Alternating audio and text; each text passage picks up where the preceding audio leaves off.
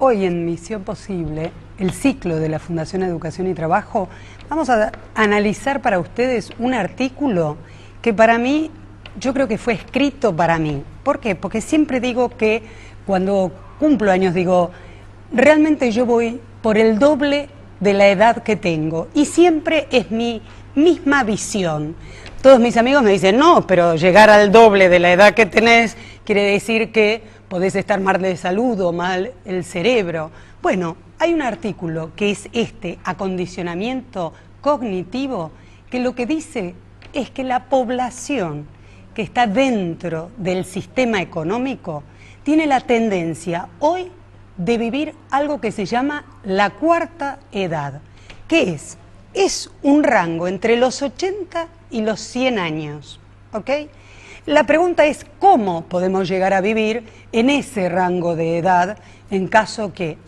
Y la ciencia ha avanzado, la neurobiología, profundamente, y lo que ha estudiado y lo que ha determinado es qué aspectos, qué actitudes, qué conocimientos nosotros tenemos que tener, qué ejercicios tenemos que hacer para poder llegar física y psíquicamente bien a los 80, a los 90, a los 100 o a los 110. ¿Cuáles son los aspectos que ellos postulan? Lo que dicen específicamente es que hay que esforzarse para hacer crecer el cerebro, tema 1. El 2, lo que dicen es que hay que buscar nuevos patrones. También dicen que lo que tenemos que tratar de hacer es buscar desafíos y ver qué aspectos de nuestro cerebro no están o qué aspectos no estamos aprendiendo e ir a esos y aceptar el nuevo paradigma, ir en busca de conocimientos que habitualmente no manejamos, es decir, salir de ese área de confort para poner nuestro cerebro en desafío.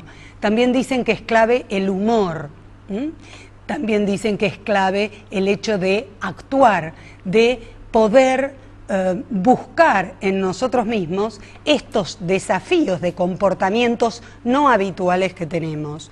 Para hablar de estos temas y profundizarlos, es que hemos invitado al doctor Horacio Krell, que es contador y licenciado en Administración de Empresas, que es además el socio fundador de ILBEM, que tiene un método que desarrolló oportunamente un método para la profundización del uso de la memoria y del desarrollo intelectual. Y vos le pusiste un título muy interesante, ¿el cerebro se arruga? Esta es una frase registrada de Rita Montalcini, sí, que al cumplir sus 100 años sigue teniendo un rendimiento intelectual extraordinario. Pero lamentablemente vivimos en el siglo que se va a consumar el mal de Alzheimer como epidemia, justamente por el mismo motivo ventajoso, que es que la ciencia ha logrado que la gente viva entre los 80 y los 100 años, no ha logrado al mismo tiempo que el cerebro progrese en la misma dirección. Si bien se considera que el Alzheimer es una enfermedad de tipo congénita, también nosotros pensamos que tiene mucho de cultural, porque por ejemplo no se ha visto el caso del mal de Alzheimer en ajedrecistas famosos, ninguno ha tenido el mal de Alzheimer. ¿Qué significa lo cultural? Demos un ejemplo sencillo con lo que le pasa a los elefantes en la India. No sé qué le pasa a los elefantes. Cuando son pequeños, los atan a un pequeño arbusto y ellos se quedan tranquilos atados al arbusto. Cuando crecen y han desarrollado una capacidad física extraordinaria, no se pueden liberar del arbusto porque psicológicamente están condicionados. El hábito es peligrosísimo porque el hábito nosotros lo creamos y luego el hábito nos crea. Desde ese lado el artículo lo que postula muy bien es que justamente debemos tener esa apertura a la innovación, a lo nuevo, a la flexibilización, sin perder, por supuesto, lo que es orden y el hábito mínimo necesario, pero sí como una actitud de desafío permanente a nosotros mismos y de potenciar aquellos aspectos del cerebro, si tenemos la tendencia de ir hacia el hemisferio izquierdo, potenciar los de los creativos, los holísticos, los que tienen que ver con el hemisferio derecho y viceversa. ¿Cómo podemos hacer para llegar con igual destreza física que psíquica? Hay un factor importante que es la neuroplasticidad, que es una capacidad del cerebro que consiste en cambiar según la actividad que la persona realiza.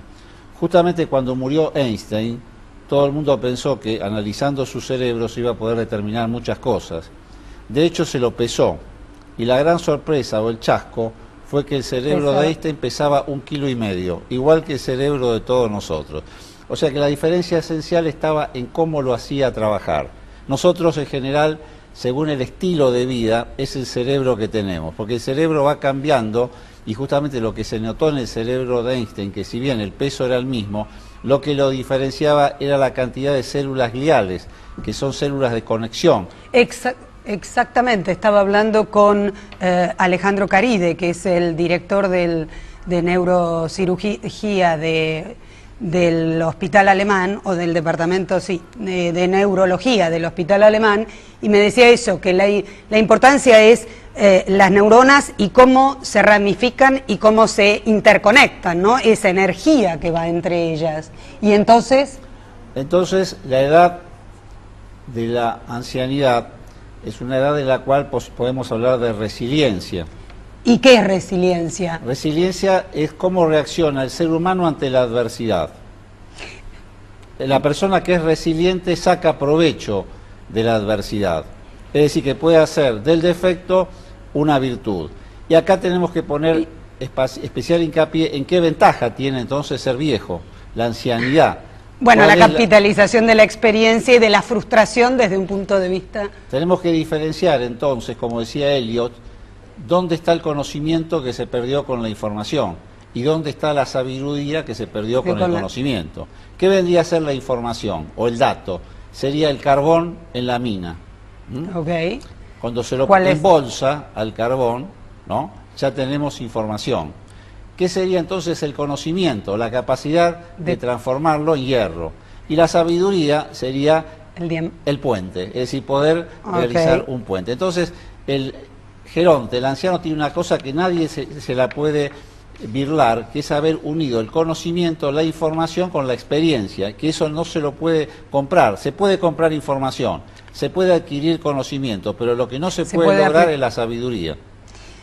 Esto nos lleva a recordar 10 aspectos claves que postula este artículo, los autores en el artículo, y uno es: gestione el walkout.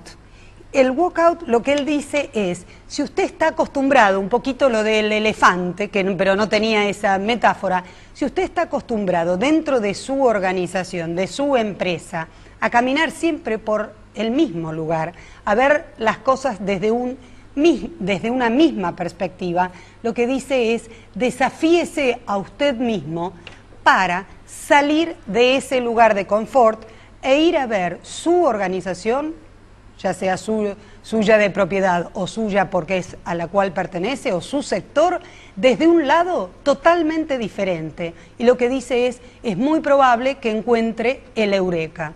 El otro de los aspectos que dice es: lea libros divertidos. ¿Por qué? Porque el factor humor hace este desafío de una doble lectura y es lo que también nos genera ese movimiento de las neuronas, que es importante.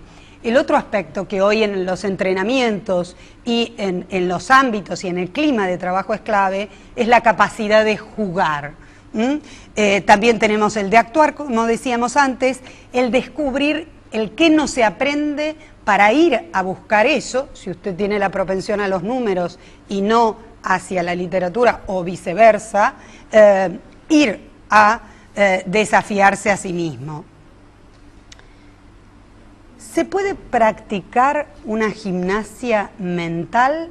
Y yo doy fe que vos lo hacés. Sí, en general la persona se encuentra normalmente ante un problema de rendimiento. Se empieza a estudiar a sí mismo y dice: ¿qué me pasa? Y no sabe bien a quién recurrir para hacer gimnasia.